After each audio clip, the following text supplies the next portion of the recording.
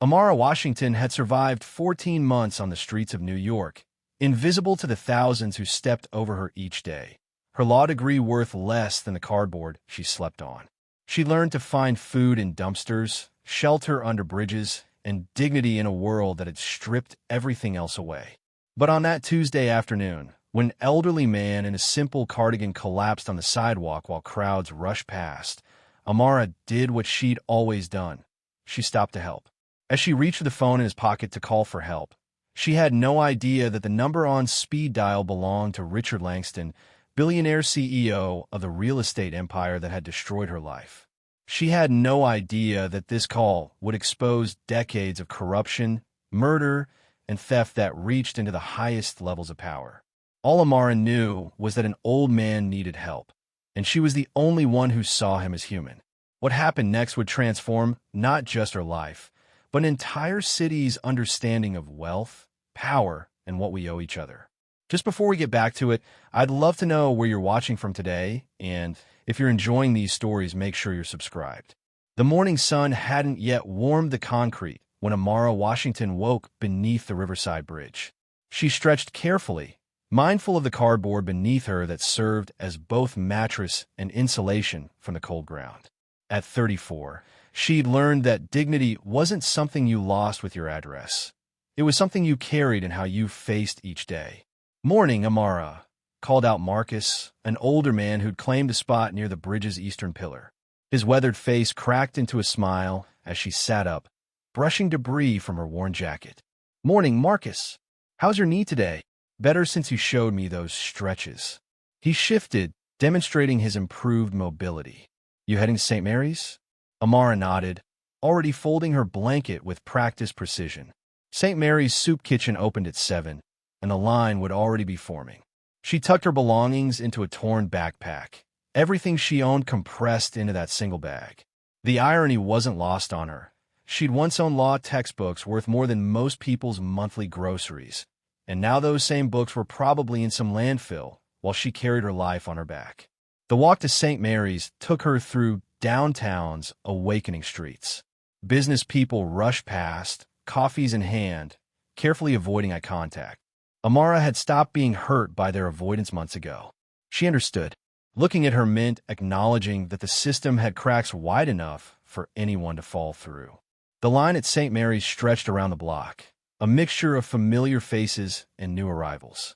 Amara took her place, nodding to those she recognized.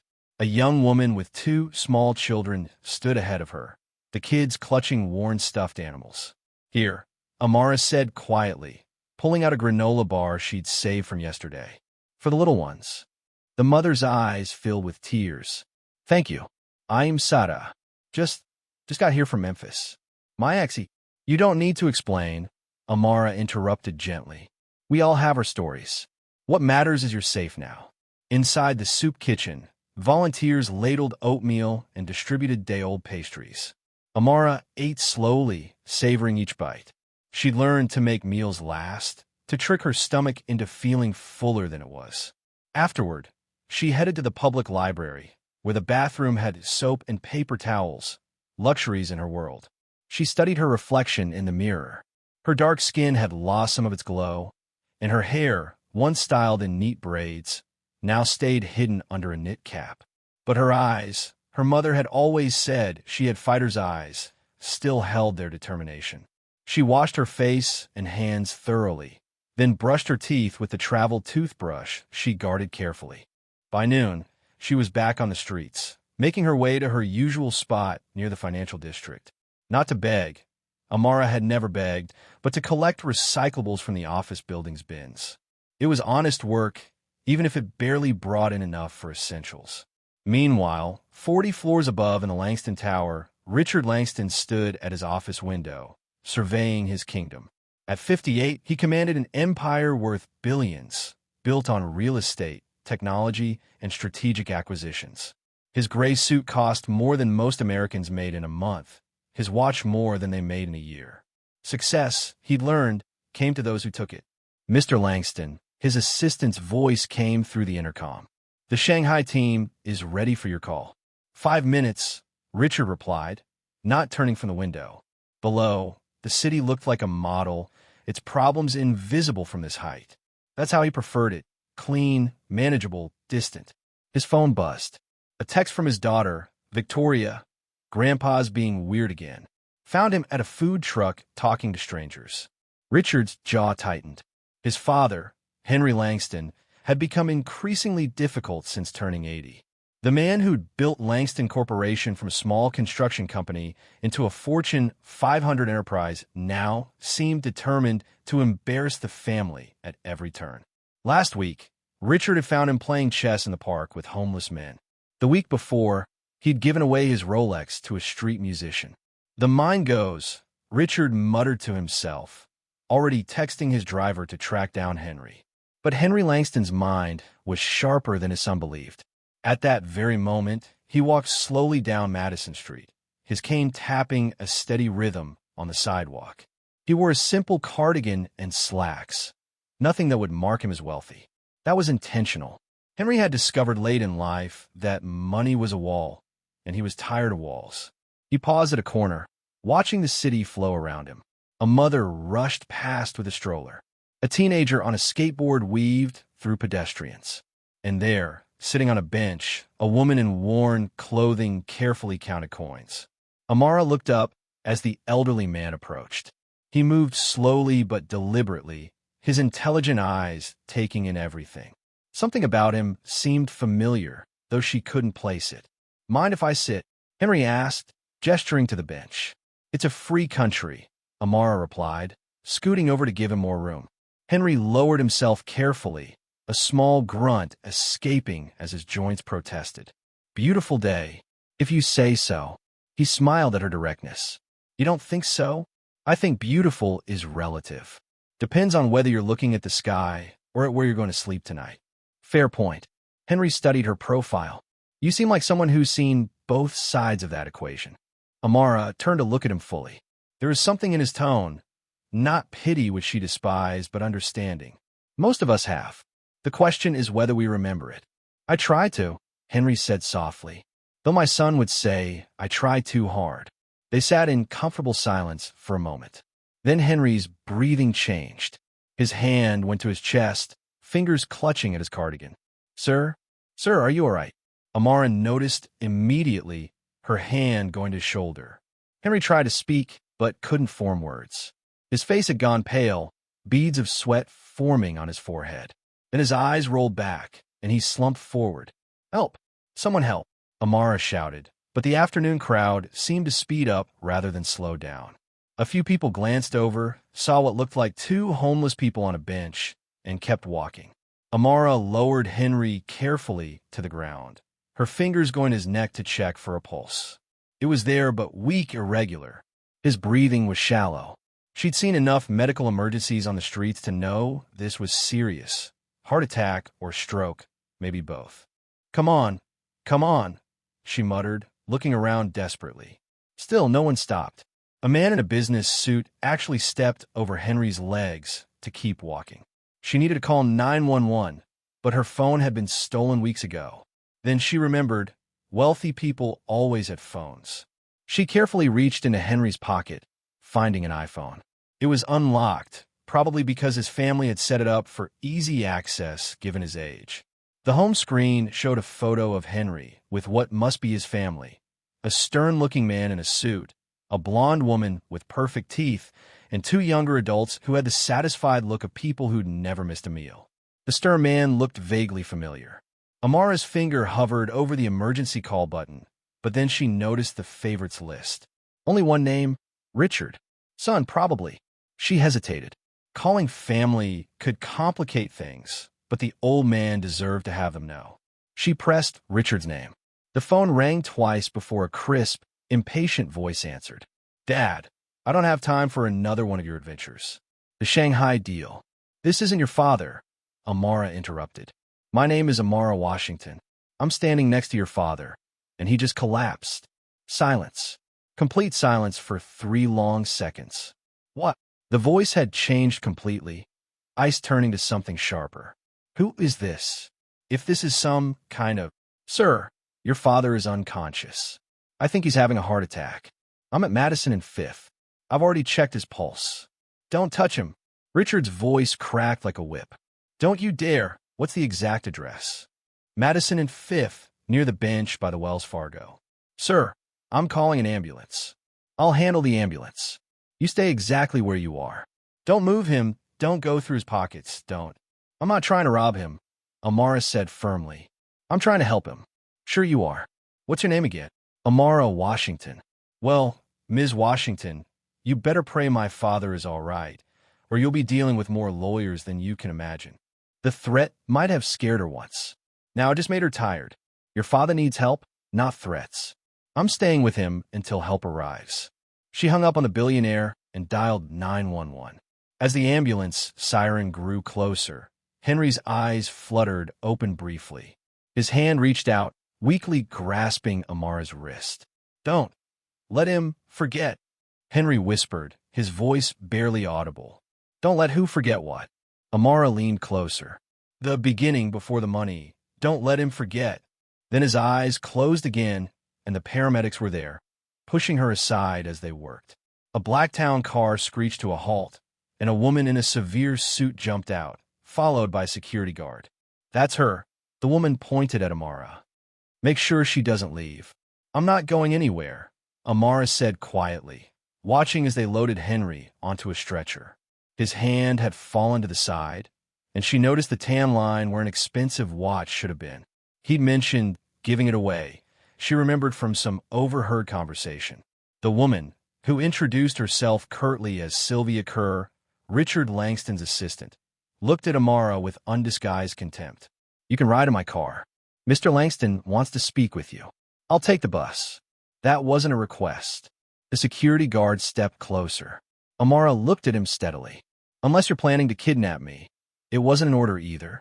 I'll go to the hospital because your father asked me not to leave. Not because you're trying to intimidate me. Sylvia's face flushed. Do you have any idea who you're dealing with? A son who's more concerned about his father's wallet than his welfare? Amara started walking toward the ambulance. I'll meet you at the hospital. But she knew she wouldn't take the bus. She'd walk the 12 blocks to City General, partly because she didn't have bus fare, mostly because she needed time to think. Something about Henry's words, don't let him forget, echoed in her mind. Forget what? And why did he think she, a complete stranger, could remind his son of anything? The emergency room at City General was chaos orchestrated.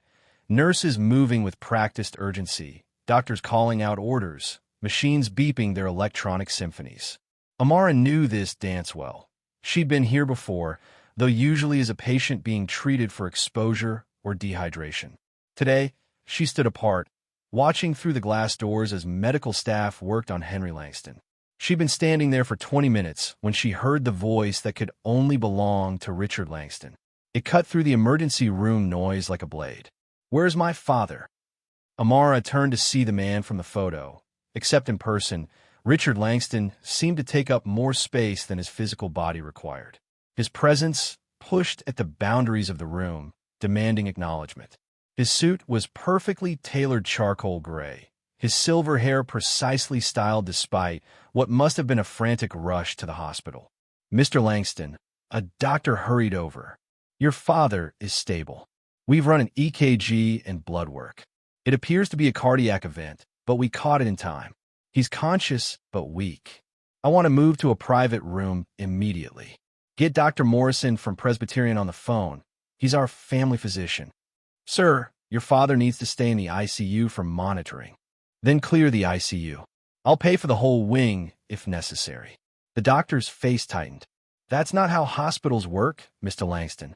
Richard's eyes narrowed, but before he could respond, a weak voice called out from behind the curtain. Richard.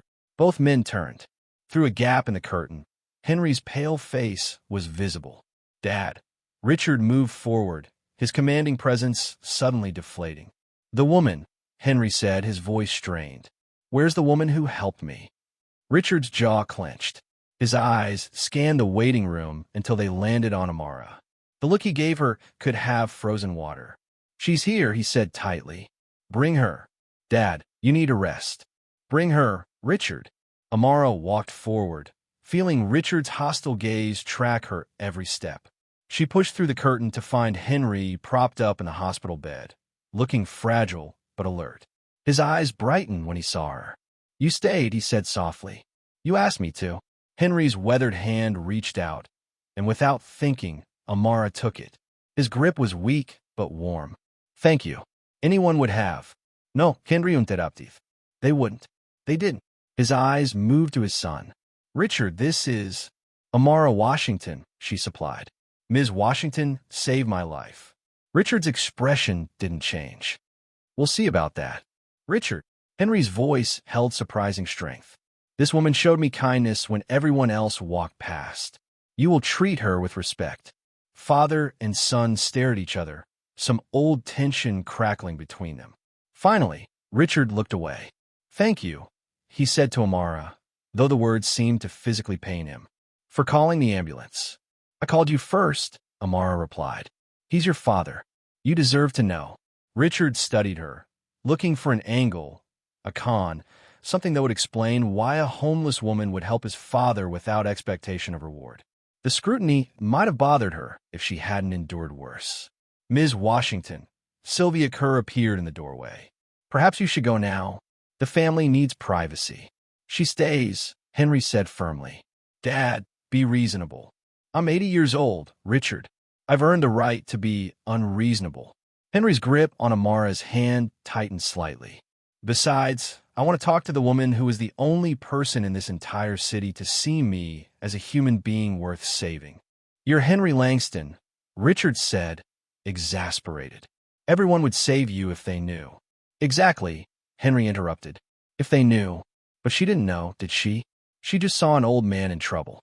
A nurse entered to check Henry's vitals, and Amara stepped back. She caught sight of herself in the room's mirror. Worn jacket, dirty jeans, tangled hair escaping from her knit cap.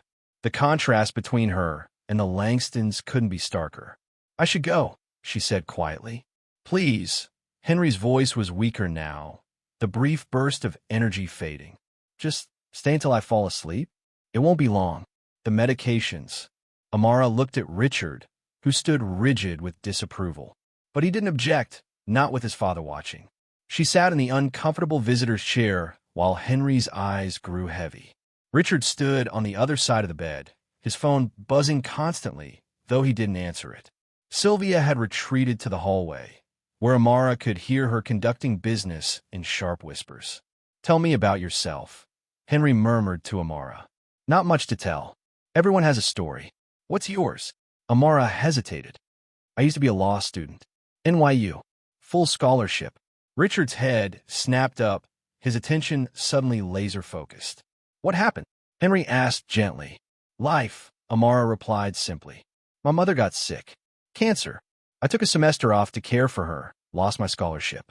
Tried to work and study, but the bills. Then Mom died, and our landlord evicted me 2 days after the funeral. Said I wasn't on the lease, only she was." "That's illegal," Richard said automatically. Amara laughed. Before Richard could respond, a doctor approached. "Mr. Langston, your father is asking for you, and for Ms. Washington." They returned to find Henry awake again, though clearly fighting the medication. "Richard," he said weakly, Stop trying to buy her off. Dad, I'm protecting you." "From what?" "Kindness." Henry's eyes, though heavy, were disappointed. "When did you become this person, son?" "When I had to protect what you built," Richard replied stiffly. "What I built?" Henry's voice trailed off. He looked at Amara. "Did you know I started with nothing? Just tools and strong hands. Built houses one by one. Good houses for working families. Dad, you need a rest. Now we tear them down," Henry continued, his words slightly slurred. "Tear them down and build towers so high the people who really need homes can't afford them." "You're tired," Richard said. The medication doesn't change the truth." Henry's eyes found Amara again. "What firm was it?" "The one that evicted you. Brennan, Cole, and Associates." Henry laughed weakly. "We own them. Subsidiary of subsidiary, but we own them." The room went very still. Richard's face had gone pale. "That's not possible," he said. "Very possible," Henry mumbled. "The will. Need to change the will. Can't let them all become like." His eyes closed again. Like what, Dad? Richard leaned forward, but Henry was asleep again. A new nurse entered, checking charts. They'll be in and out for the next few hours. The medication is strong. He might not remember everything he says. Richard straightened his tie, composing himself. Ms. Washington, I'm going to have security run a background check on you. Do what you need to do. If I find out you're lying about anything. You won't, Amara interrupted. Because I'm not. Sylvia's phone rang.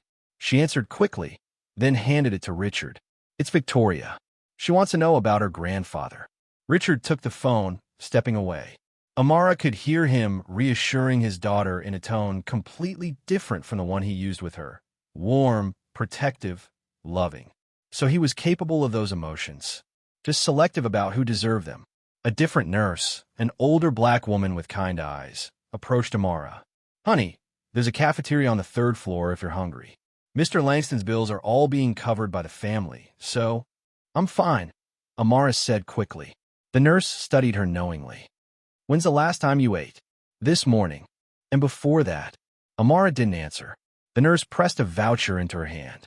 It's from the hospital's community fund. Not charity, just neighbors helping neighbors. As Amara looked at the meal voucher, she heard Henry stir again. His eyes opened, unfocused but seeking. The truth, he mumbled.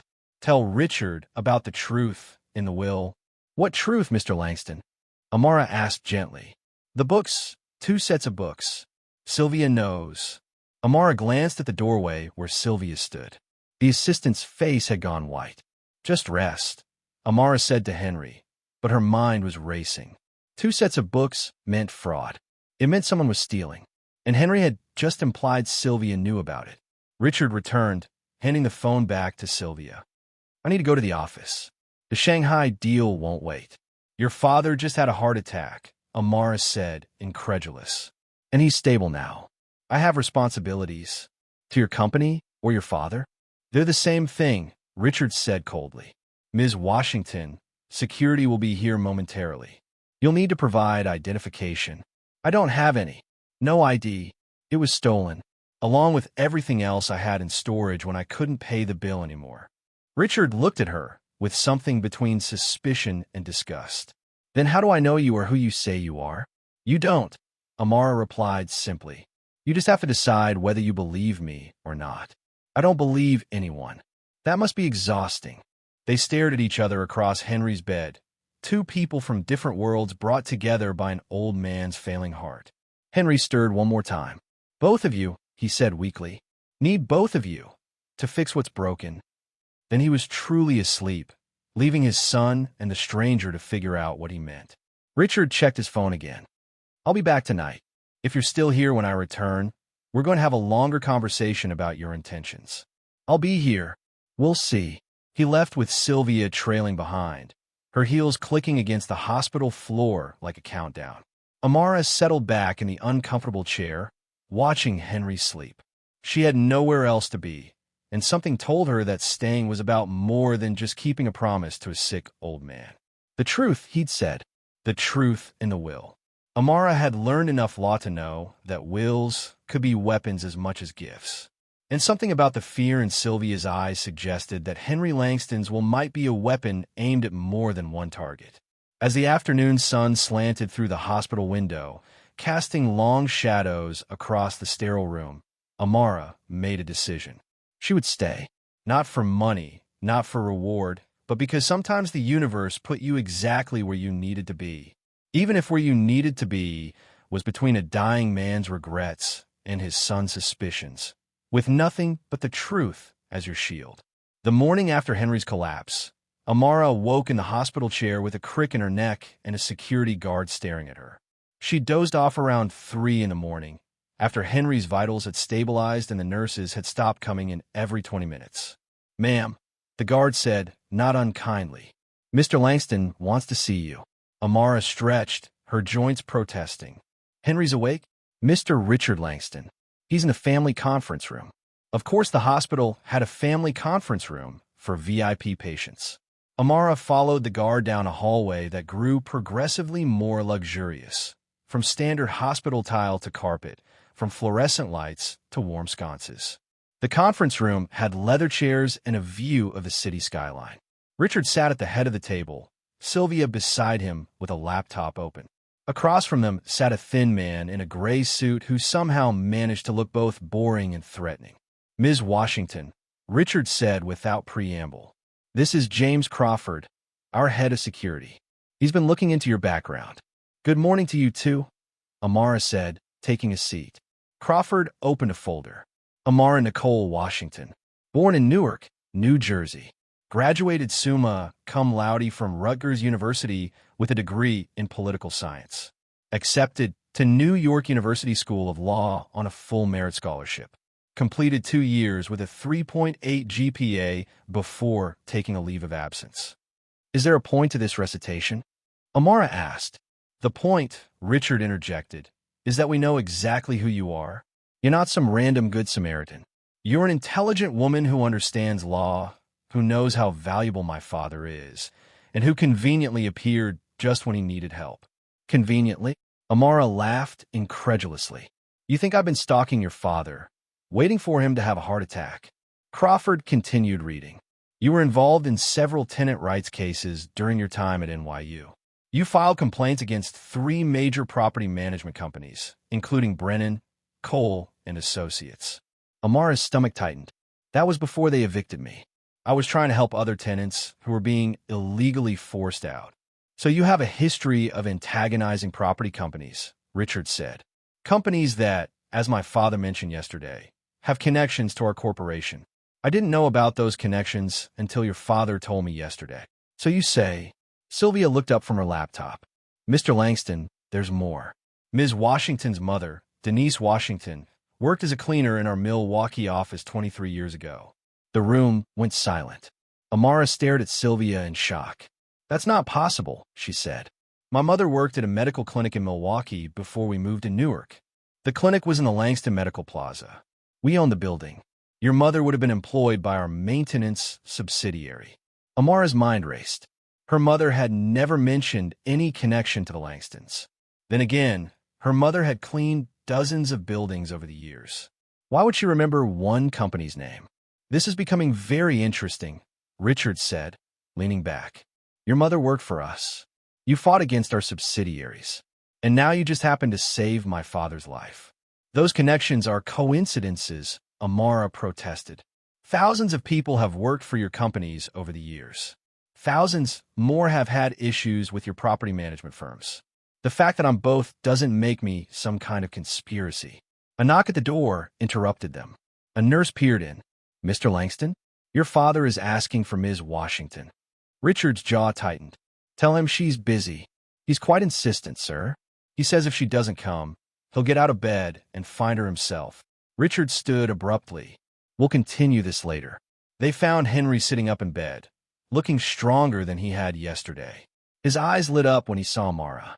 "There you are," he said warmly. "I was worried you'd left." "I promised I'd stay," Amara replied, ignoring Richard's scowl. "Good. Richard, I want Amara to have access to visit me whenever she wants. Put her on the approved list." "Dad, that's not necessary." "It's entirely necessary." Henry's voice carried an edge of authority that reminded everyone he'd once commanded boardrooms. "This woman saved my life. The least we can do is treat her with courtesy." The door opened again, and 2 more people entered. The first was a woman in her early 50s, expertly styled blonde hair and a designer suit that screamed money. The second was a younger man, maybe 30, with Richard's sharp features but softer eyes. "Grandpa," the younger man said, moving to embrace Henry carefully. "James," Henry smiled. "And Patricia. How nice of my ex-daughter-in-law to visit." Patricia's smile was arctic. Richard called. "We were concerned." Her eyes found Amara and narrowed. "And who is this?" "This is Amara Washington," Henry said firmly. "She saved my life yesterday." "How heroic," Patricia said in a tone that suggested it was anything but. "And she's still here because I want her here," Henry replied. James stepped forward, offering his hand to Amara. "I'm James Langston, Richard's son. Thank you for helping my grandfather." Amara shook his hand, surprised by the genuine warmth in his voice. At least one Langston seemed capable of basic human decency. James, don't. Patricia started. Don't what, Mom? Thank someone for saving Grandpa's life. James turned back to Amara. I apologize for my family. We're not all suspicious of everyone we meet. James, Richard's voice was warning. What? It's true. James sat on the edge of Henry's bed. Grandpa, how are you feeling? As Henry and James talked, Patricia pulled Richard aside, but Amara could still hear their whispered conversation. Who is she really? Patricia hissed. We're finding out. Crawford's still investigating. She could be anyone. A reporter, a gold digger, someone from the competition. I'm aware of the possibilities. Get rid of her, Richard, before she embeds herself too deeply. Amara pretended not to hear, focusing instead on Henry, who was telling James about his walk yesterday. I just wanted to see the city, Henry was saying. The real city, not the version you see from penthouses and limousines. But Grandpa, it's dangerous out there, James said gently. Dangerous? Henry laughed weakly. You know what's dangerous? Living your whole life behind walls. Never seeing how the other 99% lives. Never understanding what your decisions really mean to real people. His eyes found Amara. Tell them about the soup kitchen. I'm sorry. You mentioned yesterday you go to St. Mary's. Tell them about it. Amara hesitated. It's just a soup kitchen. They serve meals to people who need them. How many people? Henry pressed. Usually about 200 for breakfast, more for dinner. 200 people, Henry repeated, looking at his family. In just one kitchen, in one part of the city. When's the last time any of you even drove past a soup kitchen, much less understood why they're necessary? Dad, please, Richard said tiredly.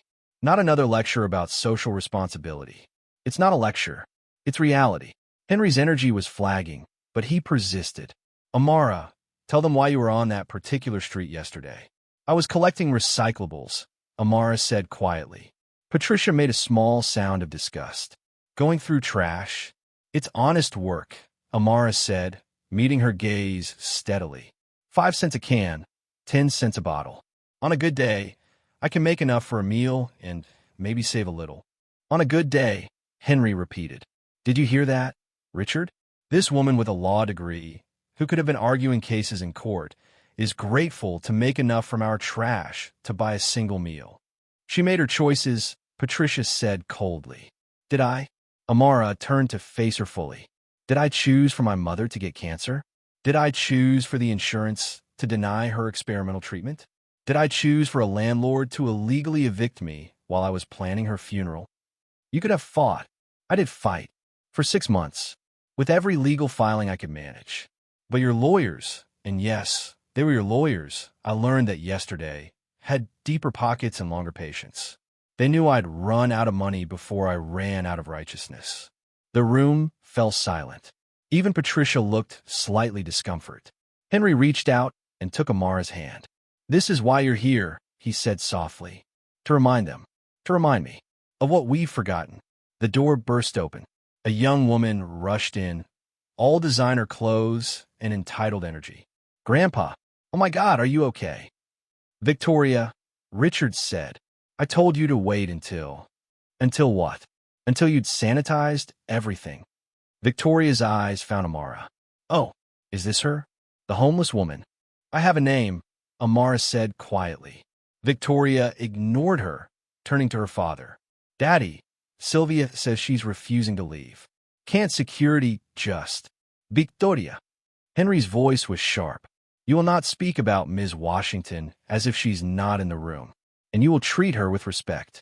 But Grandpa, she's what? Poor? Black? Not from your social circle. Henry's eyes flashed with an energy that belonged to the man who'd built an empire. She's also the only person in this entire city who stopped to help me when I needed it most. Victoria's face flushed. I didn't mean... You meant exactly what you were taught to mean, Henry said sadly. That's the problem. A doctor entered, breaking the tension. Mr. Langston needs rest. I'm afraid everyone will need to leave for a few hours. As they filed out, Henry caught Amara's wrist. Stay close, he whispered.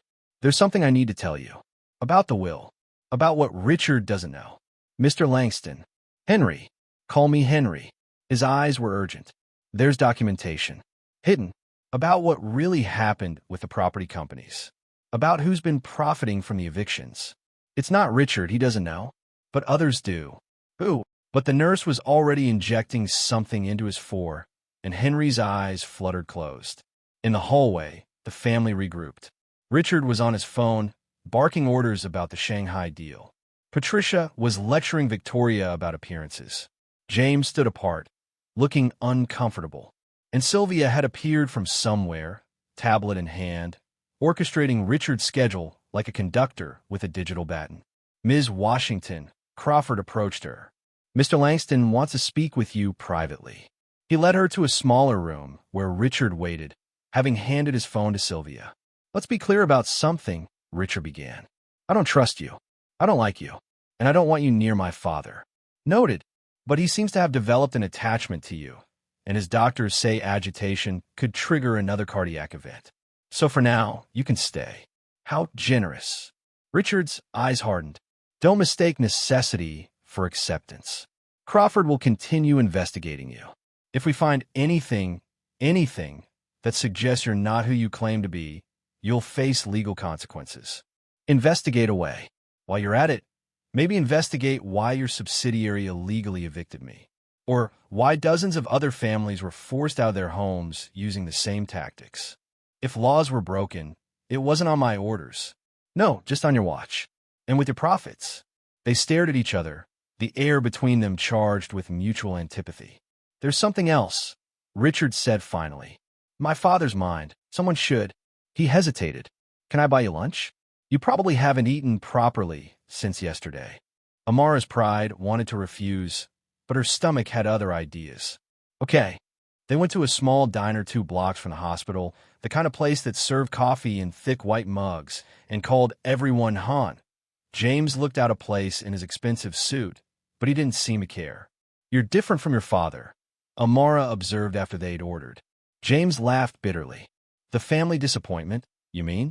I work for the company, but I don't have the killer instinct Dad wants. I actually think employees deserve fair wages and that tenants have rights. Radical concepts. In my family? Absolutely. He stirred his coffee thoughtfully. Grandpa wasn't always the way he is now. When I was young, he was more like Dad, focused on growth, expansion, profit. But something changed about 5 years ago. What? I'm not sure.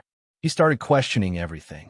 Started walking through the neighborhoods where we owned buildings, talking to tenants. Dad thought he was going senile, but I think he was waking up. From what?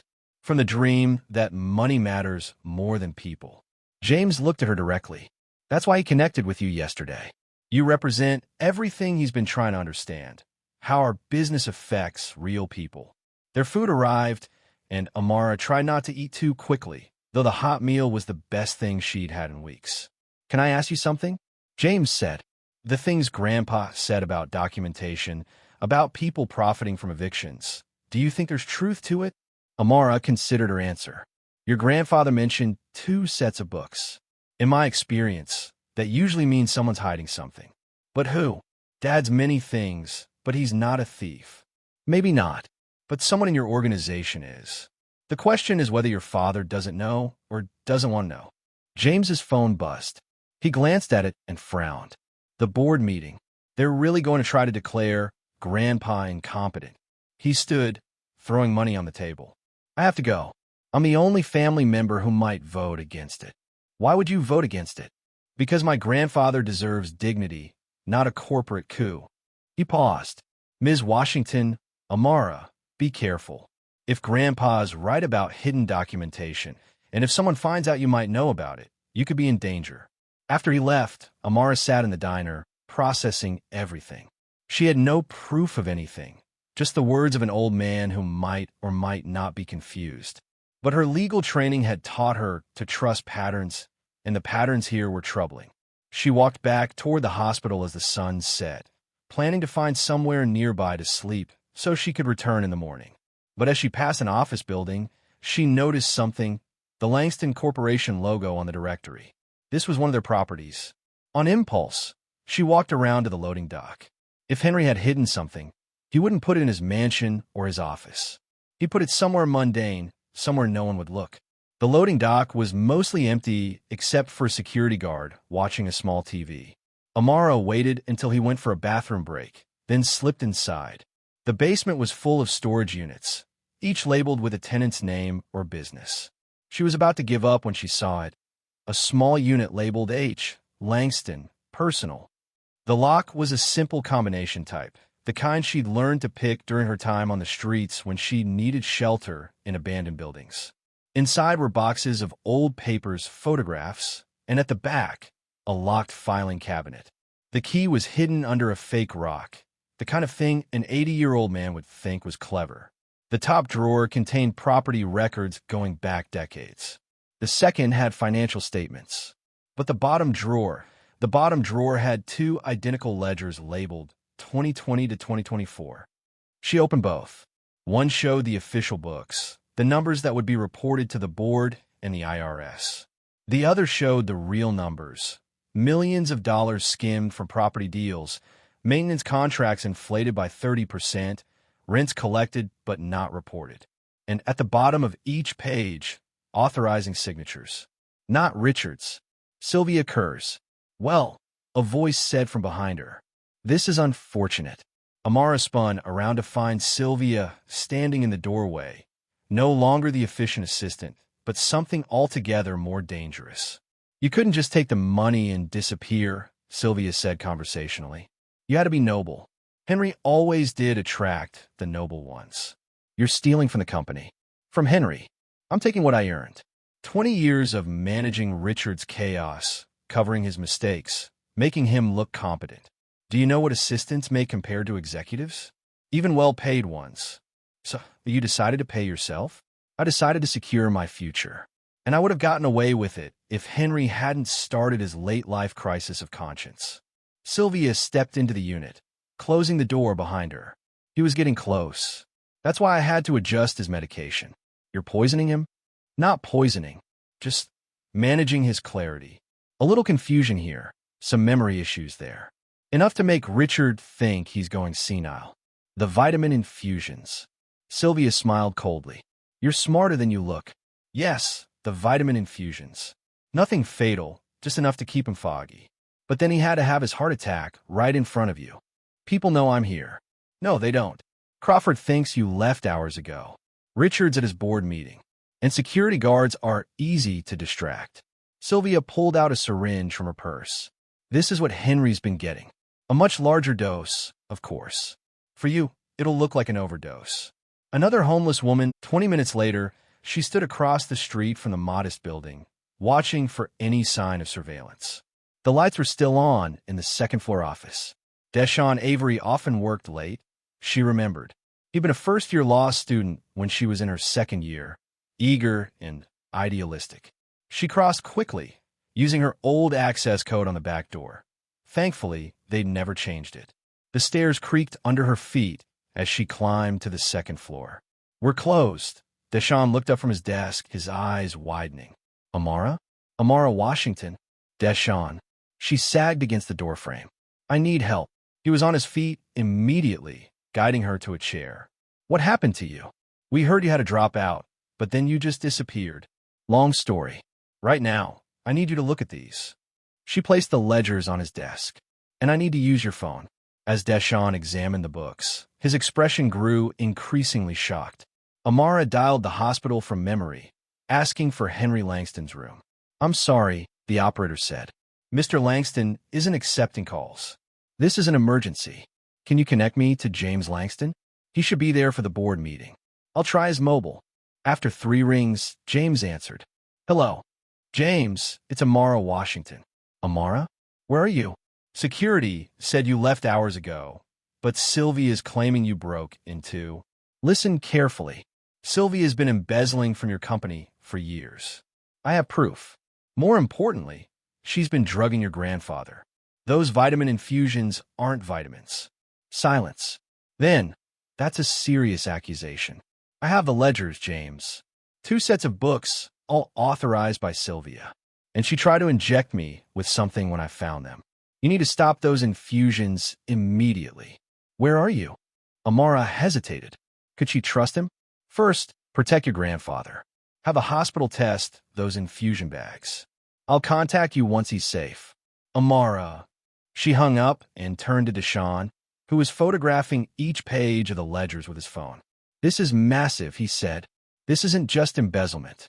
There's evidence of systematic fraud, money laundering through property holdings, and… Amara, your eviction is in here. The building you were removed from was purchased with stolen funds and then used to generate fake maintenance costs. Can we prove it with this? Absolutely. But you need protection. These people won't just let you walk into court with this. Before Amara could respond, her instincts screamed danger. A black SUV had pulled up outside, followed by another. Men in suits emerged, moving with military precision. Back door, Deshawn said, grabbing his laptop and the ledgers. My car's in the alley. They ran, feet pounding down the back stairs as the front door crashed open. Deshawn's ancient Honda was a beautiful sight. They dove in, and he gunned it just as the first pursuer appeared in the alley. My apartment's compromised, Deshawn said, taking a hard right. They probably know about everyone you might contact. The hospital, Amara said, we need to get a Henry. If this is going to end, it has to be public, with witnesses. Meanwhile, at the hospital, chaos was erupting in the boardroom. James had interrupted the competency hearing by demanding an immediate test of his grandfather's medications. Richard, initially furious at the disruption, had gone pale when the preliminary field test showed the presence of benzodiazepines and other psychoactive drugs in the infusion bag. This is impossible, Richard said, staring at the test strip. Sylvia ordered those from our approved medical supplier. Where's Sylvia? James asked, looking around the room. She left an hour ago, Crawford reported. Said she had to handle something urgent with building security. Henry, who'd been brought to the meeting in a wheelchair despite his protests, suddenly looked more alert than he had in weeks. The drugs, he said clearly. I knew someone was drugging me. I tried to tell you, Richard. Dad, Richard's voice broke. I thought you were paranoid. You thought I was senile, Henry corrected. Easier to believe that than to believe someone you trusted was poisoning me. The board members were shifting uncomfortably, sensing the liability tsunami heading their way. Patricia stood up, her face tight with anger. This is what happens when you let strangers in, she said, pointing at the empty chair where Amara should have been. That woman shows up, and suddenly there's chaos. That woman, Henry said firmly, is the only reason we're discovering this. He turned to his son. Richard, I need you to listen to me. Really listen. There's something rotten in our company. It goes deeper than Sylvia. Before Richard could respond, the conference room door burst open. Amara stood there with Deshawn, both breathing hard. Behind them, security guards hesitated, unsure whether to stop them. Let them in, Henry commanded, his voice carrying the authority of decades of leadership. Amara walked forward and placed the ledgers on the table. 5 years of parallel books. Millions stolen. Properties purchased with embezzled funds then used to generate fake expenses. And this, she pulled out a small vial from her pocket, is what Sylvia tried to inject me with an hour ago. Richard picked up one of the ledgers, his face darkening as he flipped through pages. These are our internal codes. Our accounts. This is real. Of course it's real, Victoria said shrilly. But how do we know she didn't create them? How do we know she's not part of it? Because, Deshawn said, stepping forward, we have something else. He pulled out his laptop, connecting it to the room's display screen. Security footage from your building's basement. Archived automatically to the cloud before anyone could delete it. The video played, Sylvia entering the storage unit, the confrontation with Amara, the assault attempt. The room watched in stunned silence as their trusted executive assistant revealed herself as a criminal. Dear God, Richard whispered. There's more, Amara said. The evictions. Hundreds of families forced out illegally. The properties were then flipped or used for money laundering. My mother's death, my eviction, we were just collateral damage in Sylvia's scheme. That's enough, Patricia said. Richard, we need to handle this internally. No police, no publicity. We'll force Sylvia to return the money and… No! Henry's voice was steel. We're done hiding. Done covering up. Done pretending our hands are clean while people suffer. Dad, please. Think of the company. I am thinking of the company. The company I built with these hands. Henry held up his weathered palms. I started laying foundation, Richard. Real foundation for real homes, for real families. Now we're the ones destroying foundations. He turned to the board. Effective immediately, I'm exercising my founder's veto. All property acquisitions are frozen. All eviction proceedings are halted. And we're opening our books to a full federal audit. You can't do that, one board member protested. The shareholders can sue me, Henry finished. I'm dying anyway. What are they going to take? My money. He laughed bitterly. Let them have it.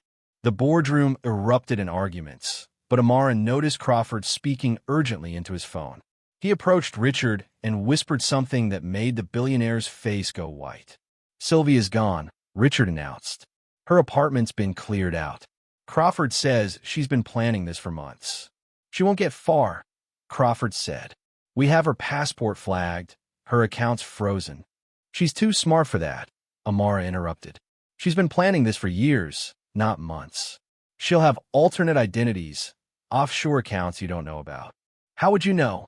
Patricia demanded. Because I spent 2 years studying criminal law. White-collar criminals always have exit strategies. James was studying the ledgers more carefully. Wait, look at these signatures. It's not just Sylvia. He pointed to several entries.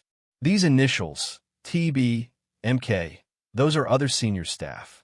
Tom Bradley from acquisitions. Monica Kim from legal. That's impossible, Richard said. Tom's been with us for 15 years. Exactly, Henry said sadly. Long enough to know exactly how to rob us blind. Crawford's phone rang again. He answered, his face growing increasingly grim. Sir, we have a problem. The FBI just showed up downstairs. Someone sent them copies of these ledgers an hour ago. All eyes turned to Amara. Wasn't me, she said. I've been running for my life. It was me, Henry said quietly. I sent them from my tablet while you were all arguing. It's time we face consequences for what we've allowed to happen. Dad, you don't understand what you've done, Richard said desperately. This could destroy everything. No, son, this could save everything. Our souls, if nothing else. The next hours were a blur. FBI agents swarmed the building, seizing computers, files, and conducting interviews. Amara found herself in the surreal position of being questioned as a witness rather than a suspect. Deshawn stayed by her side, having officially become her legal representation. By dawn, 3 more executives had been arrested trying to flee the country. Sylvia remained at large, but her network was crumbling. The news media had caught wind of the story, and reporters clustered outside the hospital like hungry wolves. Amara sat in the hospital cafeteria, exhausted beyond measure. She'd given her statement 4 times, each time reliving the terror of Sylvia's attack. Her hands shook as she tried to drink coffee. May I? She looked up to find Richard standing there, looking haggard and somehow smaller than before. It's a free country, she said, echoing her first words to Henry. Richard sat down heavily. I owe you an apology. Several, actually. Save it. I don't need your apologies. No, but I need to give them. He stared at his hands. I knew something was wrong. Deep down, I knew. But it was easier to ignore it, to focus on the numbers going up, the deals getting bigger. While people at me lost everything. Yes. The word came out raw. My father tried to tell me. He kept visiting those buildings, talking about the tenants, the families. I thought he was going senile, but he was trying to show me what I refused to see. And now, Richard laughed bitterly. Now I'm probably going to lose everything. The FBI is talking about RICO charges. Even if I'm not indicted, the civil suits will destroy us. Good. He looked at her sharply, then nodded. Yes, good. They sat in silence for a moment. Then Richard pulled out an envelope from his jacket. What's this? A check. Not a bribe, not hush money. Restitution. For your illegal eviction and for everything else. Amara looked at the check. The amount was substantial, enough to rebuild her life 10 times over. I can't accept this. Why not? Because it feels like blood money. It is blood money, Richard agreed. That's why you should take it. Use it better than we did. Before Amara could respond, James appeared in the doorway, his face urgent. "Dad, Grandpa's asking for both of you. Now." They found Henry propped up in bed, looking frilier, but paradoxically more at peace than he had in days. The room was crowded. Nurses, doctors, FBI agents, and a man in a suit who looked like a lawyer. "Good, you're all here," Henry said. "Mr. Morrison, please proceed." The lawyer cleared his throat. "Mr. Langston has asked me to read a codicil to his will, executed this morning and properly witnessed." Patricia pushed forward. "This is ridiculous. He's under the influence of medications." "Actually," the doctor interrupted, "Mr. Langston's blood work is completely clean. Whatever was in those infusions has been flushed from his system. He's completely competent." Morrison continued. "To Amara Washington, I leave the sum of $5 million to be used to establish a legal aid foundation for wrongfully evicted tenants." The room erupted in protests from the family, but Henry raised his hand. "I'm not done," he said. "Richard, Victoria, James, your inheritances are now contingent on your personal involvement in rebuilding every community our company has destroyed. 5 years of hands-on work, not just writing checks." "This is insane," Patricia protested. "No," Henry said. "What's insane is that I had to almost die to see what we'd become." He looked at Amara. "You asked me what I didn't want Richard to forget. It was this, that we're all connected. That every person sleeping under a bridge is someone's son or daughter. That dignity isn't determined by bank accounts." His eyes moved to Richard. "I started this company to build homes. Real homes for real people. Somewhere along the way, we started destroying them instead. That ends now. The board won't accept this," Richard said quietly. "The board doesn't have a choice. I still hold 51%. Henry smiled weakly. "Founder's privilege." A commotion in the hallway interrupted them. Crawford appeared, his phone in hand. "They found Sylvia," he announced. "Airport in Miami, trying to board a flight to a non-extradition country. She's in custody." The room exhaled collectively. But Amara noticed something in Crawford's expression. "There's more," she said. Crawford nodded grimly. "She's talking, trading information for a deal. She says the corruption goes all the way up to city planning, the mayor's office. She has recordings, emails." Richard sank into a chair. "It's over. The company's finished." "The company, maybe," Henry said, "but not the obligation. We have work to do." Over the next weeks, the empire Henry Langston built began its controlled demolition. The FBI investigation expanded, reaching into city government and other corporations. 16 more people were arrested. The media dubbed it Homeless Gate, though Amara hated the trivializing name. She found herself at the center of a storm she'd never asked for. Interview requests, book deals, movie offers, all of which she declined. Instead, she worked with Deshawn to establish the Washington Foundation for Housing Justice, using Henry's money and additional funds that poured in from guilt-ridden donors. The first thing the foundation did was buy the building she'd been evicted from, converting it into affordable housing with a legal aid clinic on the ground floor. Richard, stripped of his CEO position but not indicted, surprised everyone by showing up at the construction site in work clothes. "What are you doing here?" Amara asked. "Learning to build instead of destroy," he said, picking up a hammer. "My father was right. I forgot what real work feels like." James worked alongside him, having taken over the remnants of the company with a mandate to transform it into something ethical. Victoria, after much protest, was volunteering at St. Mary's Soup Kitchen, though she still looked uncomfortable serving food to people she'd once stepped over. Patricia had filed for her share of the estate and disappeared to Europe, wanting nothing to do with the family's new direction. One evening, Amara sat with Henry in his room. He was dying. They both knew it. The heart attack had been the beginning of the end. "I have a confession," he said. "That day on the bench, I knew who you were." "What?" "Your mother, Denise. I remembered her. She worked in our Milwaukee office when you were young. Proudest woman I ever met. She had your picture on her cleaning cart, told everyone her daughter was going to be a lawyer." Amara's eyes filled with tears. "Why didn't you say anything? Would you have stayed if you knew I'd sought you out?" "You sought me out? I've been watching you for weeks. Saw how you helped others even when you had nothing.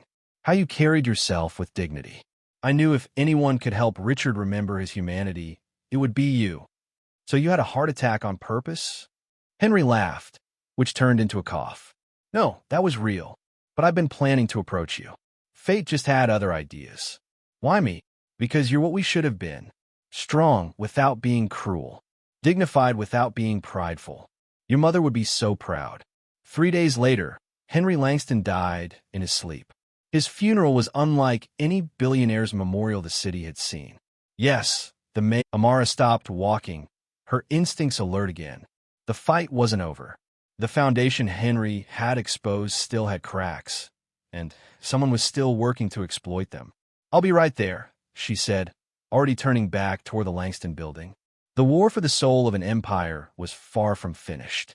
The Langston building at midnight felt different now, hollow, like a tooth with a nerve removed. Amara stood in the executive conference room with James, Deshawn, and a woman she hadn't expected to see again, Nurse Lee from the hospital. Thank you for coming, James said to the nurse. Your testimony about the vitamin infusions has been crucial. There's more, Nurse Lee said quietly.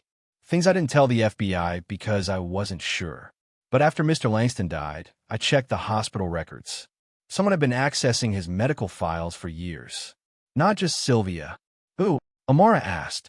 The access codes belong to Dr. Morrison, your family physician. James went pale. That's impossible.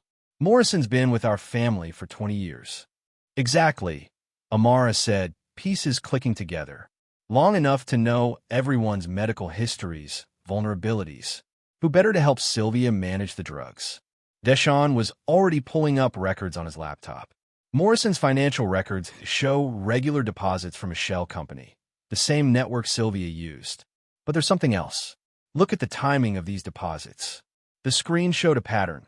Large payments every quarter coinciding with board meetings. He wasn't just drugging Henry, Amara realized. He was providing medical intelligence. Who was vulnerable, who might be influenced by health scares. We need to tell the FBI, James said, reaching for his phone. Wait. Nurse Lee held up a hand. There's one more thing. The night Mr. Henry died, someone came to his room. After visiting hours, when I was on break. The security footage was mysteriously corrupted, but I saw them leaving. Who? Richard Langston. The room went silent. James stared at the nurse in shock. My father visited his dying father. That's not suspicious. At 3 a.m? When he'd specifically been told Henry needed uninterrupted rest. Nurse Lee pulled out her phone, showing a single photo she'd managed to take. And carrying this. The image was blurry but clear enough.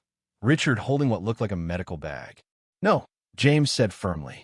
My father's many things, but he's not a killer. Maybe not, Amara said carefully. But we need to ask him. They found Richard at the construction site, of all places. Even at 1 a.m, he was there, installing drywall in what would become affordable housing. His expensive suit was gone, replaced by work clothes covered in dust. Richard, Amara called. He turned, unsurprised. I wondered when you'd come. James told me about Morrison.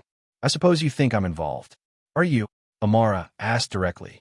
Richard set down his tools and sat on a stack of lumber. The night my father died, I went to see him. I needed to tell him something I'd never said, that I was sorry, that I understood what I'd become and what I'd lost. Why the medical bag? James demanded. Richard's face crumpled slightly.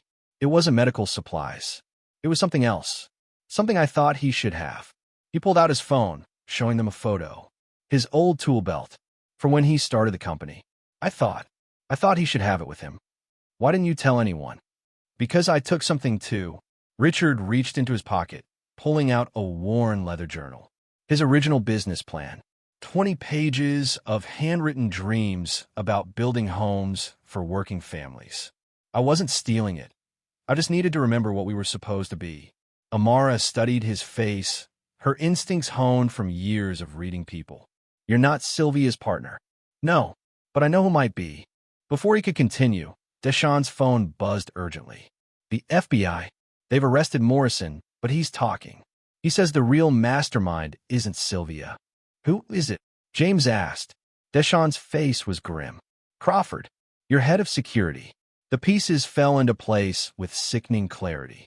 Crawford had controlled information flow, managed investigations, always been positioned to deflect suspicion. He'd had access to everything. "Where's he now?" Amara asked. "That's the problem," James said, checking his phone. "He's at the office. With Victoria. She's working late on the foundation paperwork." Richard was already moving. He knows we're onto him. If he has Victoria. They raced to the Langston building, Richard driving with controlled fury. Amara called the FBI from the car, but the agent who answered delivered worse news. "Crawford disappeared an hour ago. We found his apartment cleared out, fake passports, everything. And Ms. Langston, we discovered something else. The offshore accounts aren't in Sylvia's name. They're in yours." "What?"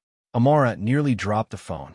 "Someone's been setting you up as the fall guy, making it look like you orchestrated everything. The meeting with Henry, the discovery of the books, all of it. There's a paper trail suggesting you and Sylvia were partners." "That's insane. It's thorough. Crawford's been planning this for months, maybe years. If we hadn't caught Sylvia, you'd be in custody right now." They reached the building to find it in lockdown. Crawford's security protocols turned against them. But Amara knew another way. The same loading dock where she'd first found the evidence. Inside, the building was eerily quiet. They made their way up the stairs, avoiding the elevators Crawford could monitor. On the executive floor, they heard voices from the corner office. "This is unnecessary," Victoria was saying, her voice high with fear. "I'll sign whatever you want."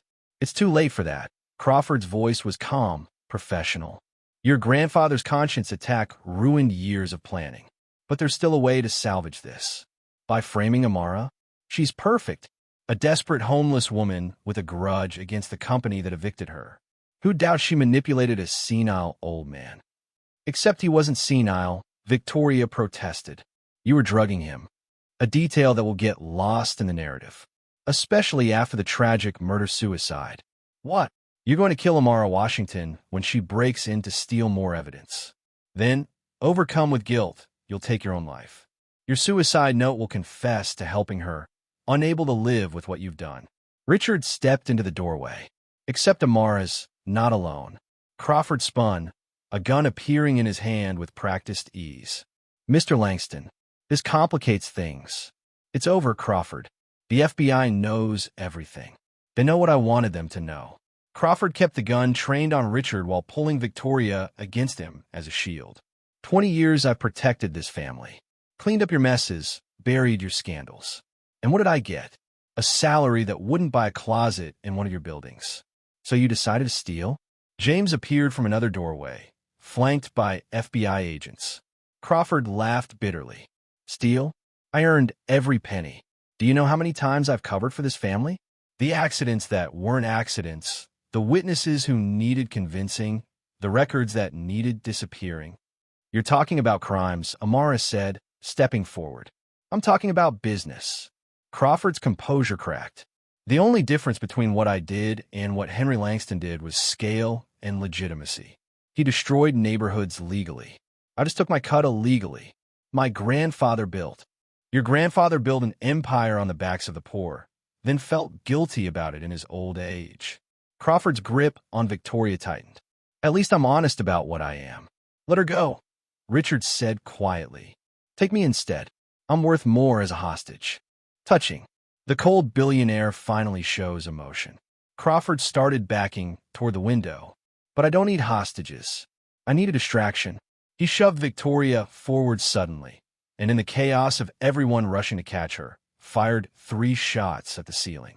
Plaster rained down as he ran for the stairwell. "He's heading for the roof," one agent shouted. "Helicopter waiting." Amara didn't think. She just ran, taking the stairs 3 at a time. Behind her, she could hear the agents following, but she was faster. Months of running from security guards had given her speed born of necessity. She burst onto the roof to find Crawford at the helicopter, its blades already spinning. He turned, gun raised, but hesitated when he saw her. "You should have taken the money and disappeared," he said. "Story of my life. Should have done the easy thing. You know what the funny thing is? I actually respected you. The way you survived, adapted. We're the same, really. Survivors in a system rigged against us." "We're nothing alike," Amara said firmly. I survived without destroying others. That's why you were homeless, and I'm not. That's why Henry trusted me and not you." Crawford's face twisted. Henry was a fool. The shot came from behind Amara. Crawford's gun flew from his hand as Richard stepped onto the roof, his father's old service revolver smoking. "My father taught me to shoot when I was 12, Richard said conversationally. Said a man should know how to protect what matters. Crawford clutched his bleeding hand. "You won't shoot an unarmed man." "No," Richard agreed. "But they will." FBI agents swarmed the roof, taking Crawford into custody. The helicopter pilot, seeing the situation, wisely shut down the engine and raised his hands. As Crawford was led away, he called out to Amara, "Check the foundation documents. The ones Victoria was signing. You want to see them." Back in the office, Victoria sat wrapped in a blanket, shaking but determined. The documents Crawford had been forcing her to sign were spread across the table. "These aren't foundation papers," Deshawn said, studying them. "They're transfer documents." He was trying to move the last of the stolen funds into accounts under Victoria's name. "Making me the final scapegoat," Victoria said quietly. She looked at Amara. "I owe you an apology. Several, actually. I treated you like you were nothing, and you saved my life." "Crawford saved your life by hesitating," Amara corrected. "Even he had limits." "No," Richard said, entering with James. "You saved her life by being there, by not giving up even when everyone was against you." The FBI agent in charge, a woman named Director Harrison, joined them. "We've been going through Crawford's files. The scope of this is staggering. He and Sylvia weren't just stealing. They were running a parallel company. Every shady deal, every bribe, every forced eviction went through them." "How do we not see it?" James asked. "Because you weren't looking," Amara said, not unkindly. "When you're at the top, you don't see the machinery underneath. You just enjoy the view." "Not anymore," Richard said firmly. "We're done with willful blindness." Director Harrison's phone rang. She answered, her face growing puzzled. "That's unexpected." "Yes, bring them up." She turned to the group. "We have visitors. Says they have information relevant to the case." The elevator opened to reveal an elderly black woman with a walker, accompanied by two younger men. Amara gasped. "Mrs. Chun." "Not Chun, dear. Williams. Mary Williams. Though I did live in the Chun building before they evicted us all." The old woman's eyes were sharp despite her frail appearance. "These are my sons, David and Michael. We've been waiting 40 years for this moment." 40 years? Richard asked. "Since Henry Langston was just starting to build his empire." Mary settled into a chair with difficulty. "My husband Walter worked for him, one of his first employees. Helped build those first houses Henry was so proud of." "I don't understand," James said. "Walter died in a construction accident. Henry promised to take care of us, set up a trust. But then his company got big, and suddenly the lawyers couldn't find any record of Walter ever working there." Richard was searching through his phone. "I can look into this." "No need," Michael Williams said, placing a box on the table. "We kept everything. Pay stubs, photos, even recordings of Henry promising to help us." "Recordings?" Amara leaned forward. David pulled out an old cassette player. Henry's younger voice filled the room. "Walter was like a brother to me. I swear on my mother's grave. Mary, I'll make sure you and the boys are taken care of. The company will always have a place for them. We tried to reach Henry for years," Mary continued. "But there was always someone blocking us. Crawford, as it turns out. He was junior security then, but he made sure we never got through." "Why didn't you sue?" Deshawn asked. "With what money? Against what lawyers?" Mary laughed bitterly. "We were nobody, just another black family the system stepped on while reaching for the sky." Richard stood slowly, walked around the table, and knelt beside Mary's chair. "Mrs. Williams, I cannot undo 40 years of wrong, but I can try to make it right now. I don't want your charity. Not charity. Justice. What was the trust my father promised? College for my boys, a house, and a job with the company for whoever wanted it. Your sons are grown now, but do you have grandchildren? 6. Then 6 college funds, a house of your choosing, and executive positions for any family member who wants to work with us rebuilding what we destroyed." Mary studied his face. You're not your father's son anymore, are you? I'm trying to become the son he wanted to be before money changed him. As lawyers were called to draft agreements, Amara noticed something in the box Mary had brought. What's this? Oh, that's the original, Mary said. The original incorporation papers for Langston Construction. Walter witnessed them. Henry gave him a copy, said it would be worth something someday. Deshawn examined the papers, his eyes widening. These predate the official incorporation by 2 years. And look at this clause. The company shall maintain its commitment to providing affordable housing for working families as its primary mission. That's legally binding, James realized. If these are authenticated, every corporate decision that violated that mission could be challenged. Every luxury development, every eviction for gentrification, Amara added. Richard took the papers with trembling hands. My father kept saying the beginning. This is what he meant. The real beginning, before greed rewrote our history. The next morning, the emergency board meeting was unlike any in Langston Corporation history. The FBI had released their preliminary findings, and the scope of the corruption was staggering. 14 board members were implicated in various schemes. The company's stock had crashed. Bankruptcy seemed inevitable. Richard stood at the head of the table, but not as CEO. He'd resigned that position. Amara sat to his right, Deshawn to his left. James and Victoria were there, along with Mary Williams and her sons. The motion before us is simple, Richard announced. Complete dissolution of Langston Corporation as it exists, and reconstitution as Langston Community Trust, a nonprofit dedicated to affordable housing. That's insane, shouted one of the remaining board members. The shareholders will sue. The shareholders can get in line behind the FBI, the IRS, and the 1,000 families we've wronged, Richard replied. We're bankrupt morally and soon to be financially. This is the only way forward. I second the motion, James said. Third, Victoria added, surprising everyone.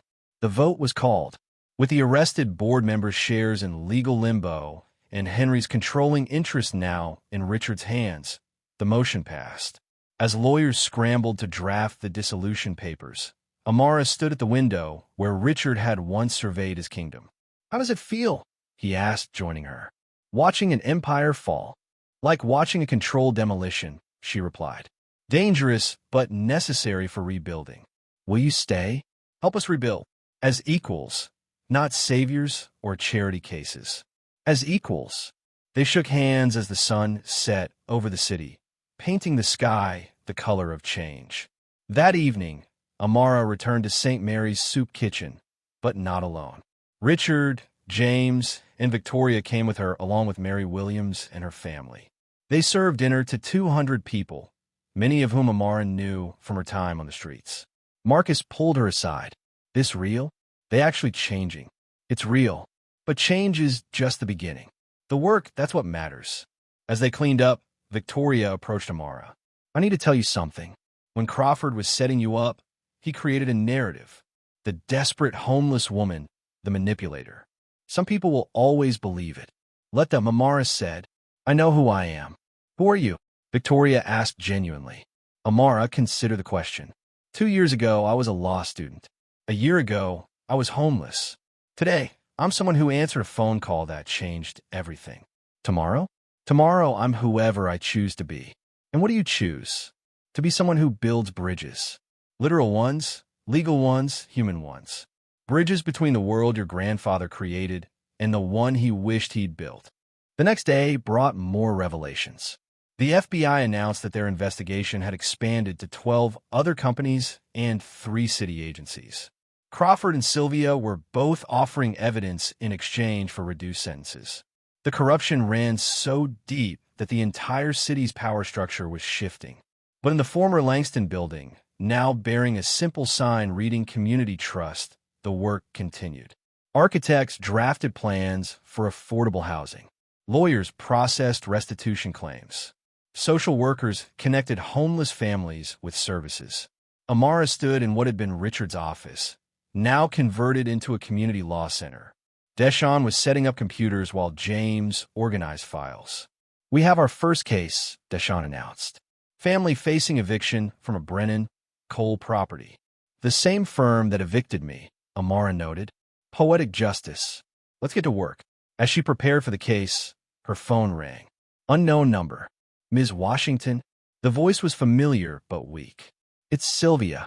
Amara tensed. How did you get this number? I still have resources. I'm calling to warn you.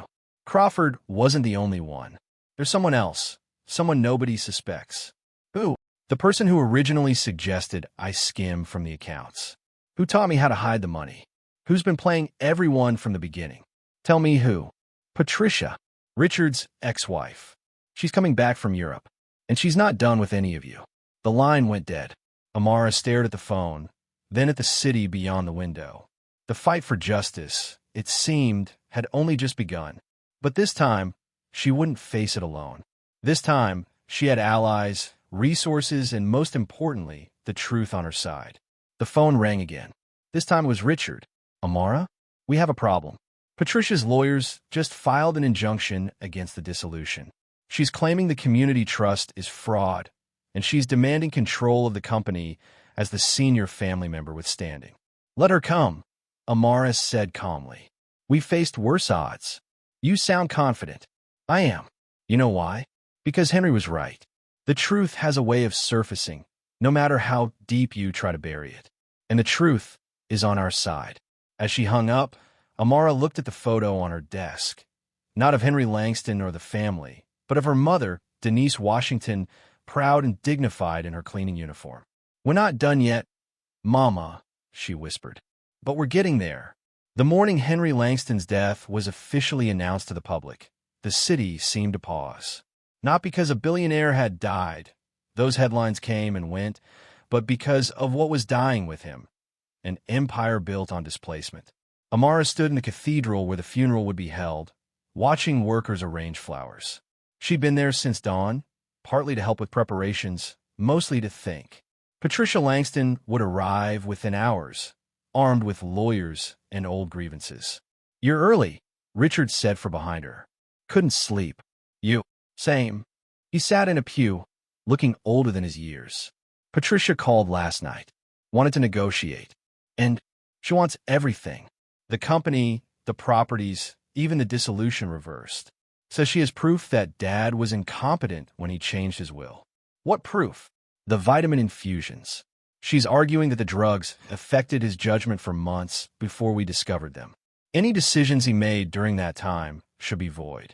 Amara turned to face him. But we know he was lucid. The hospital tests proved he was clean at the end. Not that he was clean when he made earlier changes. Richard rubbed his face. She's smart. Always was. That's why the divorce was so expensive. There's something else, Amara said. Sylvia called me. Said Patricia was the original architect of the embezzlement scheme. Richard's head snapped up. That's impossible. Patricia and Sylvia hated each other. Perfect cover, isn't it? Before Richard could respond, the cathedral doors opened.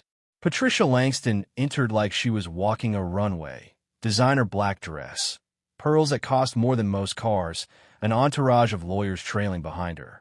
But it was the man beside her that made Amara's blood freeze. Thomas Brennan, she whispered. You know him? Richard asked. Brennan, Cole and Associates. The firm that evicted me.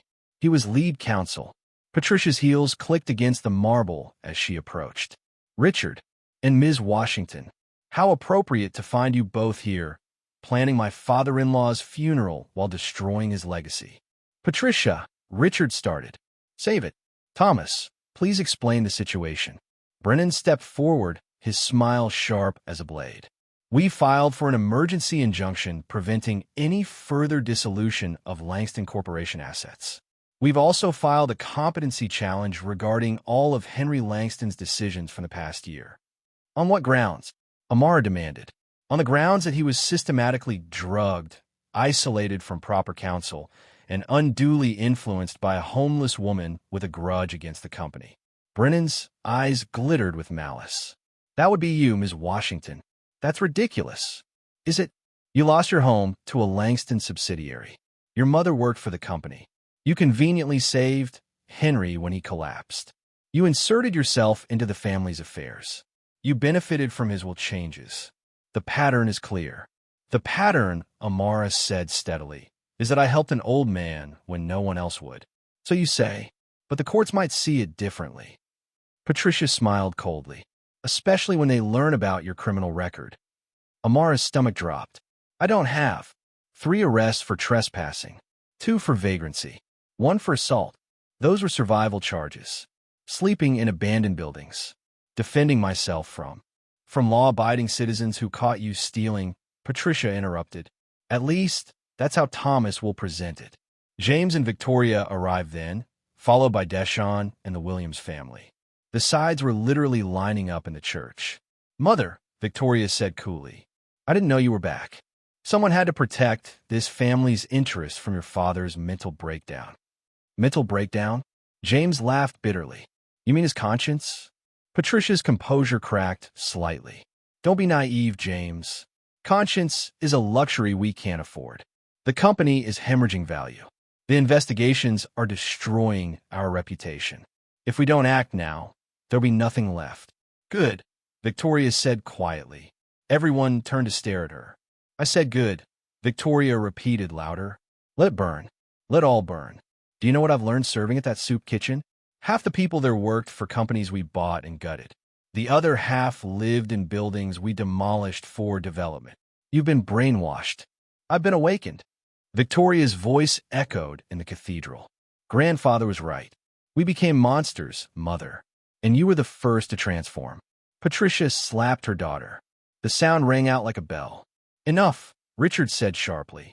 Patricia, you want to fight? Fine. But not here. Not today. Today we bury my father. The funeral's postponed, Patricia announced. I've gotten a court order for an autopsy. What? James stepped forward. He died of heart failure. The hospital confirmed. The hospital your family controls? How convenient. Brennan pulled out documents. We have questions about the exact cause of death. And about who was present. You think someone killed him? Amara asked incredulously. I think, Patricia said slowly, that someone had motive to silence him before he could reveal more about the company's operations. Someone who benefited from his death. You're accusing Amara of murder? Richard's voice was dangerous. I'm suggesting investigation is warranted. Mary Williams, who'd been silent until now, laughed. It was a sound full of decades of bitter experience. You people, she said, shaking her head. You'd eat your own young for $1 more. That man's not even in the ground, and you're fighting over his bones. You don't understand, Patricia began. I understand plenty. I understand that you got millions in your divorce, while my family got nothing from the company my Walter helped build. I understand that you're so twisted by greed that you'd accuse this young woman of murder rather than admit your own guilt. What guilt? Patricia demanded. Mary's son David stepped forward. The guilt of knowing you were behind it all. We have proof. The cathedral went silent. Michael Williams opened a briefcase. When Crawford was arrested, he wasn't the only one who decided to talk. Dr. Morrison's been very cooperative. He has recordings, Patricia, years of recordings. He pulled out a tablet, hitting play. Patricia's voice filled the cathedral. I don't care how you do it, Morrison. Just keep Henry confused enough that Richard stays in control. I need him running the company until I can position things properly. Yes, Sylvia knows. She's handling the financial side. No, Richard can't know. He still has some stupid moral qualms. Patricia's face had gone white. That's fabricated. It's time-stamped and verified by FBI cyber forensics, Deshawn said. Morrison recorded everything as insurance. Every conversation about the drugs, the embezzlement, the evictions. You were the architect, Patricia. Sylvia and Crawford were just your instruments. You can't prove. We can, Director Harrison said, entering the cathedral with a team of FBI agents. Patricia Langston, you're under arrest for conspiracy, wire fraud, money laundering, and conspiracy to commit murder. Murder? Richard gasped. Henry Langston's final blood work showed traces of potassium chloride. Not enough to definitively cause the heart failure, but enough to weaken an already damaged heart. Harrison looked at Patricia with disgust. You couldn't wait for him to die naturally. I want my lawyer. Mr. Brennan? He's being arrested too. Turns out he was facilitating the illegal evictions, taking bribes to fast-track court proceedings. As Patricia was led away in handcuffs, she turned back to Richard. I did it for us, for the family. You were too weak to protect what we built. No, Richard said quietly. You did it for yourself. You always did. After the arrests, they held Henry's funeral as planned. The cathedral was packed. Workers, homeless advocates, tenants, alongside business leaders and politicians. Amara delivered the eulogy she'd written. Henry Langston died twice. Once when he lost his way in pursuit of wealth, and again when his heart finally stopped. But between those deaths, he lived. He remembered what mattered. He fought to correct his mistakes. He proved that redemption isn't just possible, it's necessary. Henry asked me once not to let his family forget where they came from. But Henry did something more important. He reminded all of us where we're going. Toward justice, toward dignity, toward a city where no one sleeps under bridges while empty towers pierce the sky. As she spoke, Amara noticed movement in the back of the cathedral. A group of homeless individuals had entered, including Marcus. The ushers moved to stop them, but Richard stood. They stay, he said firmly. My father would want them here. After the service, as Henry was laid to rest beside his wife Eleanor, Richard read from his father's journal. I built towers thinking I was reaching heaven. I never realized I was building walls. Walls between me and humanity, between profit and purpose, between who I was and who I was meant to be. If anyone reads this after I'm gone, know this. The measure of a life isn't in what you accumulate, but in what you give away. Not in what you build, but in who you shelter. The reading of Henry's will took place a week later in what was now the Community Trust building. The corporate boardroom had been transformed into a community meeting space. The massive oak table replaced with a circle of chairs. Morrison's arrest had complicated things. They needed a new lawyer to execute the will. Amara had suggested someone unexpected. Her old professor from NYU, Professor Angela Harris, one of the country's leading experts on estate law and social justice. Before we begin, Professor Harris said, adjusting her glasses, I need to note that this was unlike any I've seen in 40 years of practice. Mr. Langston didn't just distribute assets. He created a framework for transformation. She began reading. To my son Richard, I leave my remaining shares in Langston Corporation on the condition that within 1 year, the corporation be fully transformed into a community land trust. Richard must personally oversee the construction of affordable housing units equal to the number of families displaced by our companies over the past decade, currently estimated at 3,000 units. Richard nodded. He'd already started the process. Furthermore, Richard must spend no less than 20 hours per week in direct service, not management, but physical labor, building these homes for 5 years. Any week he fails to meet this requirement, $1 million transfers from his personal holdings to the community trust. To my grandson James, I leave leadership of the new trust contingent on his completion of a program, living for 6 months as a minimum wage worker, using none of his current resources to understand the reality of those we claim to serve. James smiled slightly. When do I start? To my granddaughter Victoria, I leave her trust fund to be released in annual installments only upon certification that she has spent that year in full-time service to homeless assistance programs, with monthly reports from program directors. This condition remains for 10 years. Victoria, surprisingly, looked relieved rather than angry. He knew I needed structure. Purpose. To Patricia Langston, Professor Harris continued, then paused. Well, this is interesting. Despite everything, Henry left her a message. Patricia, I leave you what you always wanted. Nothing from me, which means you're free to become something on your own. There was a moment of silence for the woman now in federal custody. To Mary Williams and her family, I leave $10 million in trust for education and housing, plus permanent positions on the Community Trust Board, ensuring the voices of those we wronged are heard in every decision going forward. Mary wiped tears from her eyes. Her sons stood straighter, the weight of 40 years of injustice finally lifting. To Deshaun Avery, I leave $3 million to establish a legal defense fund for wrongful evictions, with the requirement that he take Amara Washington as co-director. Deshawn looked at Amara in shock. She was equally surprised. And finally, to Amara Washington.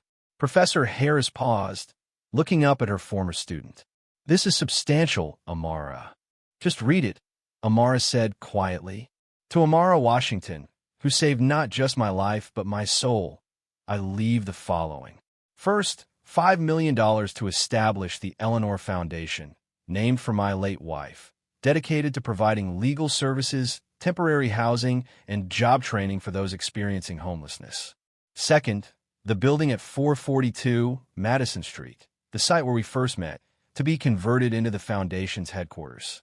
Third, my personal library and papers, with the request that she write the true history of Langston Corporation, showing both how empires rise on the backs of the vulnerable and how they can be transformed into instruments of justice.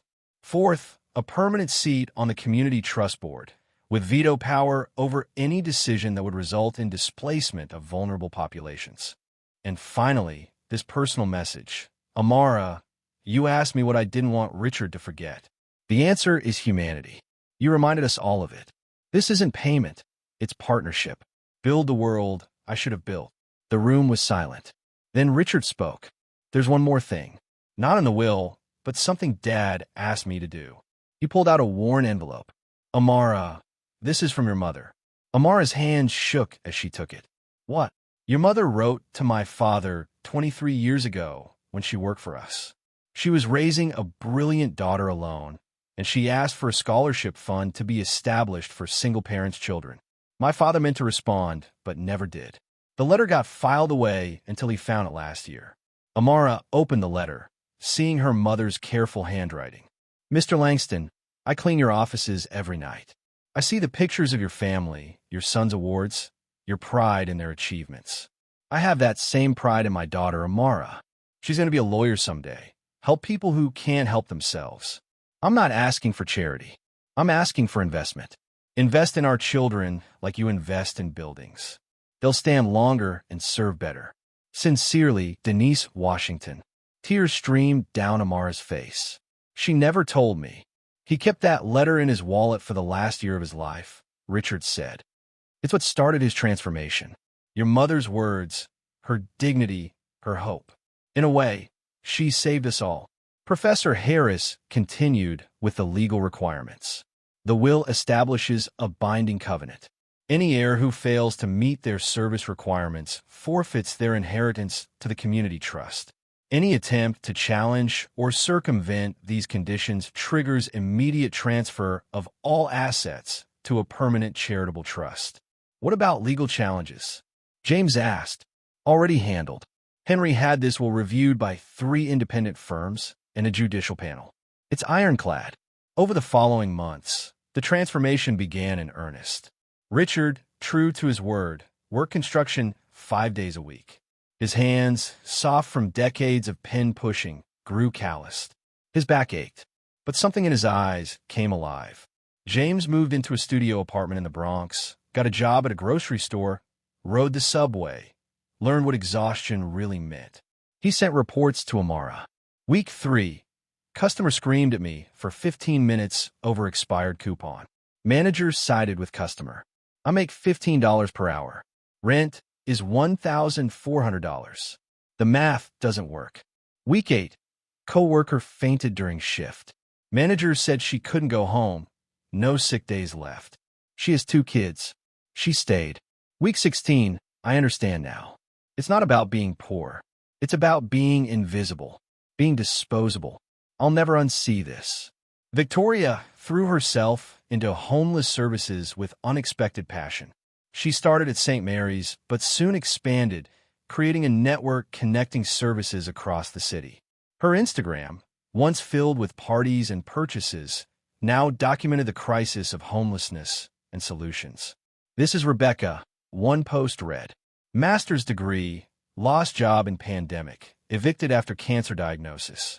Now she lives in her car. This isn't about laziness. It's about a broken system. The post went viral. Victoria used her platform and her remaining connections to raise millions for services. Amara focused on building the Eleanor Foundation. The first case they took was defending a building of 40 families facing eviction. The landlord, another subsidiary of what had been Langston Corporation, still working through the system. She stood in court, no longer the desperate woman who'd lost everything, but an advocate with resources and knowledge. Your Honor, these eviction notices were issued using the same fraudulent methods that have already resulted in federal indictments. We request not just dismissal, but damages for attempted illegal displacement. They won. All 40 families stayed. The subsidiary was forced to pay restitution.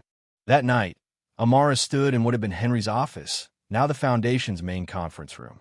The walls held pictures, not of deals or handshakes with powerful people, but of families and homes, children and schools, people rebuilding their lives. Richard found her there. Any regrets? He asked. About what? You could have taken the money and disappeared, lived comfortably anywhere in the world. This is comfortable, Amara replied, knowing that tomorrow, someone who would have lost their home won't. Someone who would have given up will get help. That's comfort. My father would have been proud. He is proud, Amara corrected. Every time we choose justice over profit, humanity over efficiency, he's here. A knock interrupted them. Deshawn entered with news.